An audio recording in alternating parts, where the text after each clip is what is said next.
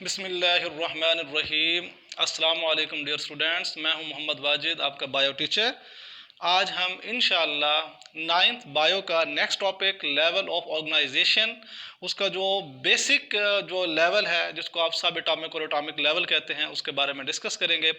वैसे लेवल तो काफ़ी ज़्यादा है, हम उनको एक एक करके डिस्कस करेंगे। जिस तरह इसका थोड़ा सा इंट्रोडक्शन में अगर आ जाएं तो सबसे पहला जो है सब एटॉमिक और एटॉमिक लेवल है जिसको आज हम डिस्कस करेंगे। उसके बाद जब आप ये पढ़ लेंगे तो मॉलिक्यूलर लेवल आप पढ़ेंगे, फिर ऑर्गेनेलीज और सेल लेवल आ जाएगा। इसी तरीके से फिर आप टिश्यू लेवल पढ़ेंगे, फिर ऑर्गन और ऑर्गन सिस्टम लेवल पढ़ेंगे, फिर इंडिविजुअल लेवल पढ़ेंगे इंशाल्लाह, फिर पॉपुलेशन लेवल आ जाएगा, कम्युनिटी लेवल आ जाएगा, फिर एंड में बायोस्फीयर लेवल पढ़ेंगे। तो इन लेवल्स को इकट्ठा नहीं पढ़ेंगे, एक एक करके सेपरेटली पढ़ेंगे ताकि आप लोगों को अच्छे से समझ आ सके। तो स्टूडेंट, आज का जो हमारा टॉपिक है वो है सब एटॉमिक एंड एटॉमिक लेवल। सब एटॉमिक एंड एटॉमिक लेवल, यहाँ पर हम इनको अलग अलग करके, वैसे आपकी बुक के अंदर सब एटॉमिक एंड एटॉमिक लेवल लिखा हुआ है, लेकिन हम इसकी डिस्कस सब एटॉमिक की डिस्कस थोड़ी सी अलग करेंगे विद एग्जांपल के साथ, और एटॉमिक लेवल की अलग करेंगे, उसकी भी इंशाल्लाह एग्जांपल के साथ करेंगे ताकि आपको अच्छे से समझ आ सके। तो यहाँ पर स्टूडेंट्स आप देखें, सब एटॉमिक,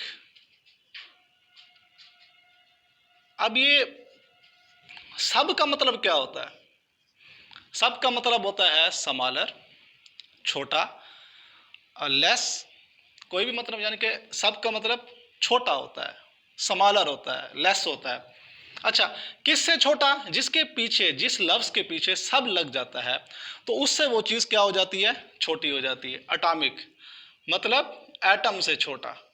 एटम से जो छोटे ज़रात है, एटम से जो छोटे पार्टिकल्स हैं, हम उनको सब एटॉमिक पार्टिकल्स का नाम देते हैं। सब एटॉमिक, वैसे अब देखा जाए, थोड़ा सा पीछे चले जाएं तो हमारे जो हिस्ट्रीज़ है तो उसमें ये भरा पड़ा है कि इस दुनिया का जो सबसे छोटा ज़र्रा था वो क्या था? एटम।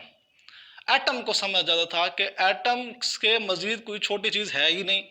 लेकिन दौर जैसे जैसे बदलता गया, मॉडर्न दौर आता गया, तो जदीद जदीद माइक्रोस्कोप बनती गई, इलेक्ट्रॉन माइक्रोस्कोप बन गई, तो हम एटम के अंदर देखने के काबिल हो गए।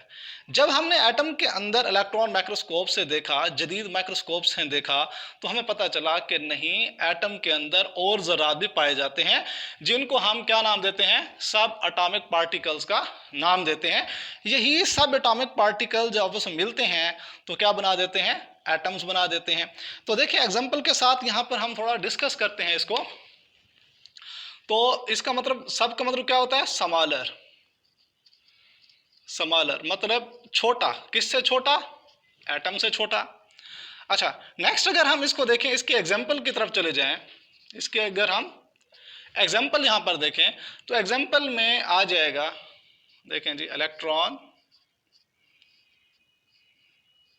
आ जाएगा, प्रोटॉन,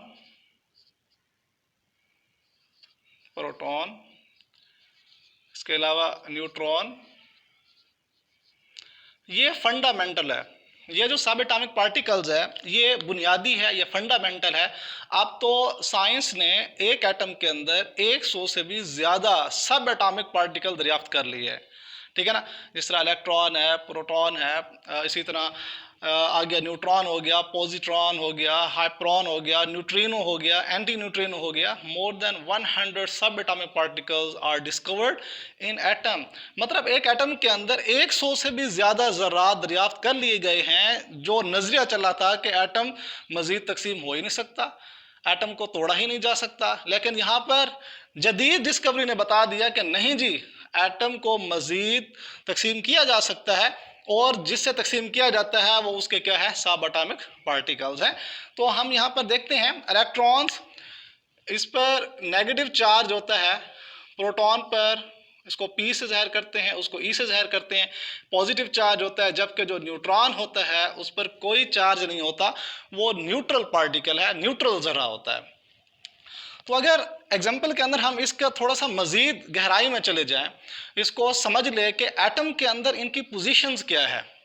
जदीद साइंस ने बताया है ना कि एटम के अंदर ये कहाँ कहाँ पाए जाते हैं। तो यहाँ पर अगर हम एक जनरल शेप बना लें एटम की, तो देखें ये एक जनरल शेप है। एक बात आपके जहन में होनी चाहिए कि जो एटम की शेप है ना, ऐसे नहीं होती। एटम की शेप ऐसे नहीं होती। आप केमिस्ट्री में देखते होंगे एटम की शेप दरअसल यूं होती है, ऐसे। इसके शेल्स इस तरीके से होते हैं, लेकिन हम अपनी सहूलत के लिए इस तरह से एटम को बनाते हैं ताकि हम इजी से इसकी स्टडी कर सके, इसको आसानी से पढ़ सकें। तो स्टूडेंट देखें यहां पर सेंटर पे इसका क्या होता है, न्यूक्लियस होता है। सेंटर पे क्या होता है, न्यूक्लियस। और न्यूक्लियस पर क्या होता है, पॉजिटिव चार्ज होता है। पॉजिटिव चार्ज किसकी वजह से होता है, प्रोटॉन की वजह से होता है। तो मतलब ये प्रोटॉन पॉजिटिव चार्ज। अच्छा, प्रोटॉन के अलावा ये जो न्यूट्रॉन है, न्यूट्रल जर्रा है, ये भी क्या होता है, एटम के न्यूक्लियस के अंदर होता है। तो न्यूट्रॉन पर कोई चार्ज नहीं होता, प्रोटॉन पर पॉजिटिव चार्ज होता है, इसीलिए न्यूक्लियस के ऊपर भी कौन सा चार्ज आ जाएगा, पॉजिटिव चार्ज आ जाएगा। तो एटम के न्यूक्लियस के ऊपर पॉजिटिव चार्ज क्यों होता है, प्रोटॉन पर पॉजिटिव चार्ज होने की वजह से इसके ऊपर क्या होता है, पॉजिटिव चार्ज होता है। तो स्टूडेंट उसके बाद हम देखें ये जो न्यूक्लियस के बाहर ये गोल चीजें जिनको हम शेल्स कहते हैं, जिनको हम एनर्जी लेवल्स कहते हैं, इसमें क्या होते हैं, इसमें ये नेगेटिव चार्ज का हामिल जो इलेक्ट्रॉन है ये रिवॉल्व करते हैं, इसके गिर्द मूव करते होते हैं। ठीक है ना, जब ये हरकत करते हैं, मूव करते हैं इन रास्तों के ऊपर, तो क्लाउडी शेप बनती है बाहर शेल्स की, एनर्जी लेवल्स की। तो स्टूडेंट ये देख सकते हैं आप लोग, आपको मैंने पहले बताया कि सब एटॉमिक पार्टिकल्स कौन से होते हैं जो मिलकर एटम बनाते हैं। ठीक है ना, एटम इन सब एटॉमिक पार्टिकल से मिलकर बना हुआ है। वो कौन से हैं, जो फंडामेंटल है, जो बुनियादी है, वो है इलेक्ट्रॉन, प्रोटॉन, न्यूट्रॉन है। ठीक है ना, और मैंने बताया कि एटम के अंदर उनकी पोजीशंस कहाँ होती है, आपको बताया कि प्रोटॉन और न्यूट्रॉन कहाँ होते हैं, एटम के सेंटर पे। ये दोनों कहाँ होते हैं, एटम के सेंटर पे होते हैं। जबकि जो इलेक्ट्रॉन्स होते हैं वो एनर्जी शेल्स यानी कि मदारों के अंदर होते हैं, एनर्जी लेवल्स के अंदर मौजूद होते हैं। तो स्टूडेंट्स ये बात उम्मीद है कि आपको समझ आ गई होगी। तो नेक्स्ट आगे चलते हैं। देखें नेक्स्ट हम मैटर को देखते हैं। आप जानते हैं कि इस दुनिया के अंदर जितनी भी चीज़ें हैं वो किसकी बनी हुई हैं, मैटर्स की बनी हुई है, मादे की बनी हुई है। जब हमने सब एटॉमिक पार्टिकल्स का तज़किरा किया तो उसके बाद जो तज़किरा हम कर रहे हैं वो एटम का करेंगे। एटम का तज़किरा करने के बाद इसकी आगे डिटेल पढ़ेंगे। तो देखिए एटम, एटम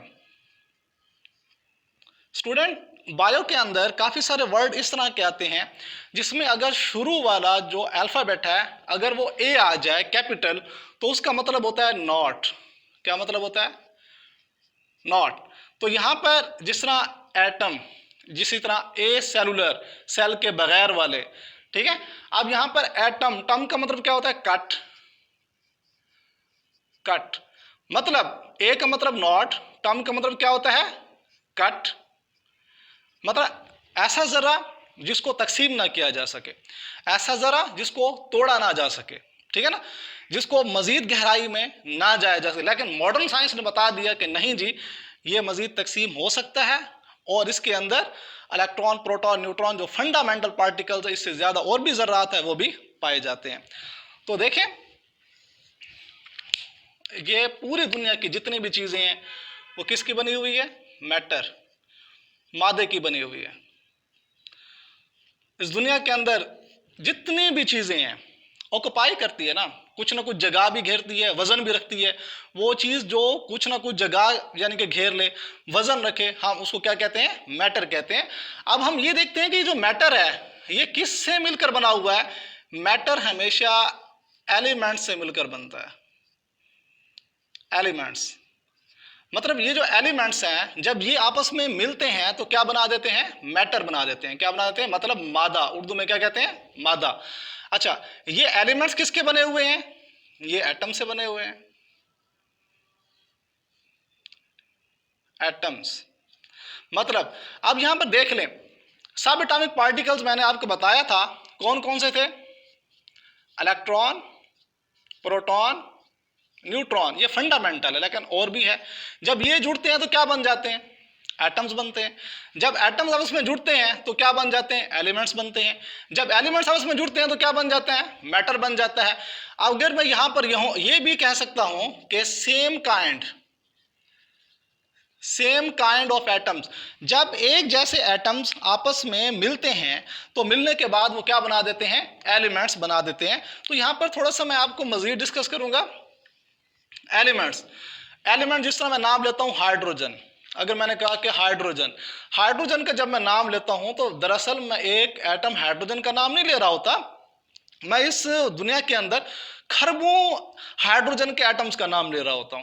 तो इसका मतलब ये है कि जब मैं सिर्फ हाइड्रोजन का नाम लेता हूं, सिर्फ एक एलिमेंट का नाम लेता हूं, तो मतलब मैं एलिमेंट का नाम ले रहा हूं। मतलब एक एलिमेंट्स के अंदर बहुत ज्यादा एटम्स हो सकते हैं। ठीक है। अच्छा, जब मैं नाम ये लिखूं, ये देखें ना, सिर्फ मैंने कहा कि हाइड्रोजन, ठीक। अगर मैंने यूं कहा कि हाइड्रोजन एटम, अगर हाइड्रोजन एटम लिखता हूं तो मतलब एक हाइड्रोजन का एटम है। अगर मैं सिर्फ कहता हूं कि हाइड्रोजन एलिमेंट, तो मतलब उसके अंदर बहुत ज्यादा क्या होंगे? हाइड्रोजन एटम्स होंगे। ठीक है। तो जब एलिमेंट्स से मिलेंगे तो क्या बना देंगे स्टूडेंट? मैटर बना देंगे, मादा बना देंगे। तो ये चीज भी आपको समझ आ गई होगी। नेक्स्ट हम आगे बढ़ते हैं। आपको पता है कि इस दुनिया के अंदर 92 एलिमेंट्स, कितने एलिमेंट्स? 92 एलिमेंट्स नेचुरली अकरिंग है, मतलब कुदरती तौर पर पाए जाते हैं। कितने एलिमेंट्स? 92 एलिमेंट्स। वैसे केमिस्ट्री के अंदर 118 एलिमेंट्स हैं। कितने? 118। इनमें से 92 नेचुरली अकरिंग है, ये है नेचुरली, ये नेचुरली कुदरती तौर पर पाए जाते हैं। जबकि जो 26 बाकी रह जाते हैं, रिमेनिंग है, वो हम लैब के अंदर तैयार करते हैं। किस में तैयार करते हैं? लेबोरेटरी के अंदर तैयार करते हैं, वो आर्टिफिशियल होते हैं। तो इन 92 एलिमेंट्स में से 16 को बायो एलिमेंट्स कहते हैं। क्या कहते हैं? Bio elements. अब इनको हम बायो एलिमेंट्स का नाम क्यों देते हैं? बायो एलिमेंट्स का नाम हम इसलिए देते हैं, बायो एलिमेंट्स वो एलिमेंट्स होते हैं जो इंसान की बॉडी बनाते हैं, इंसान का बॉडी मैस बनाते हैं, जो मिलकर क्या बनाते हैं? इंसान का वजूद बनाते हैं। तो मतलब इंसान का जो वजूद बना हुआ है वो इन 16 बायो एलिमेंट्स से मिलकर बना हुआ है, जबकि कुदरती तौर पर 92 एलिमेंट्स हैं। हम बायो के अंदर सिर्फ बायो एलिमेंट्स का तस्करा करेंगे, बाकी एलिमेंट्स को हम नहीं छेड़ेंगे, ना उनका यहाँ पर तस्करा होगा, क्योंकि हम बायो की स्टडी कर रहे हैं। तो स्टूडेंट यहाँ पर देखें, इन 16 जो बायो एलिमेंट्स हैं, इनमें से जो 6 एलिमेंट्स हैं, कितने? 6 एलिमेंट्स हैं, वो हमारी बॉडी का 99% हिस्सा बनाते हैं। सिर्फ 6 एलिमेंट्स हमारे जिस्म का 99% हिस्सा बनाते हैं। हम उनकी यहाँ पर परसेंटेज भी देख लेते हैं। देखें वो 6 एलिमेंट्स कौन से हैं? 6 एलिमेंट्स, इसमें हम देखते हैं ऑक्सीजन हमारे बॉडी का 65% हिस्सा बनाता है। कितना? 65%। ठीक। इसके अलावा दूसरा जो आता है कार्बन, परसेंटेज के लिहाज से आपको बता रहा हूं, ये हमारे बॉडी का 18% हिस्सा बनाता है। जबकि तीसरा है हाइड्रोजन, ये हमारे बॉडी का कितना बनाता है? 10% हिस्सा। उसके बाद आ जाता है नाइट्रोजन, ये हमारे बॉडी का 3% हिस्सा बनाता है। कितना? 3%। उसके बाद कैल्शियम हमारे बॉडी का 2% हिस्सा बनाता है। जबकि लास्ट वन फास्फोरस है, ये हमारे बॉडी का 1% हिस्सा बनाता है। कितना? 1%। तो ये टोटल, ये जो 6 बायो एलिमेंट्स है, ये मिलकर हमारे बॉडी का टोटल 99% हिस्सा बनाते हैं। तो 99% इन 6 एलिमेंट से हम मिलकर बना हुआ है, जो यहाँ पर आपको परसेंटेज भी बता दी गई है। तो 99 तो इनसे हो गया, बाकी रह गया 1%।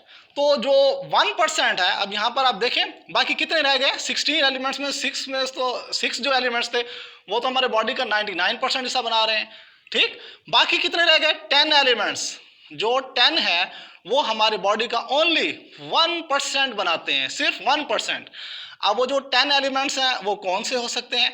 अब यहाँ पर आप देख लें, जिस तरह है पोटेशियम है, जिस तरह सल्फर है, क्लोरीन हो गया, इसी तरीके से आप देख लें सोडियम है, मैग्नीशियम है, मैग्नीशियम के अलावा आयरन हो सकता है, कॉपर है, इसके अलावा मैंगनीज है, इसके अलावा जिंक है, और स्टूडेंट लास्ट वन आयोडीन।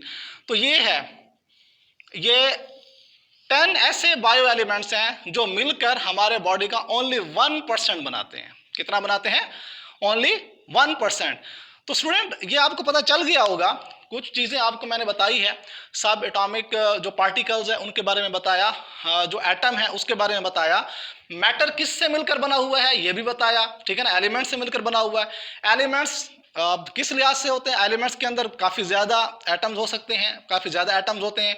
इसी तरीके से जो एलिमेंट्स होते हैं वो किसके बने होते हैं? एटम से मिलकर बने। एटम किसके बने होते हैं? सब एटॉमिक पार्टिकल से मिलकर बने होते हैं। ये आपको डिस्कस किया गया। उसके अलावा फिर आपको बताया गया कि दुनिया के अंदर आर्टिफिशियल भी नेचुरली भी 118 एलिमेंट्स हैं। उनमें से जो 92 है वो कुदरती है, नेचुरली पाए जाते हैं, नेचुरली अकरिंग एलिमेंट्स हैं, और 26 लैब के अंदर आर्टिफिशियली तौर पर तैयार किए गए हैं। उनमें से 92 जो कुदरती तौर पर पाए जाते हैं, उनमें से जो 16 होते हैं उनको बायो एलिमेंट्स कहते हैं, जो इंसान की बॉडी मैस बनाते हैं, ठीक है।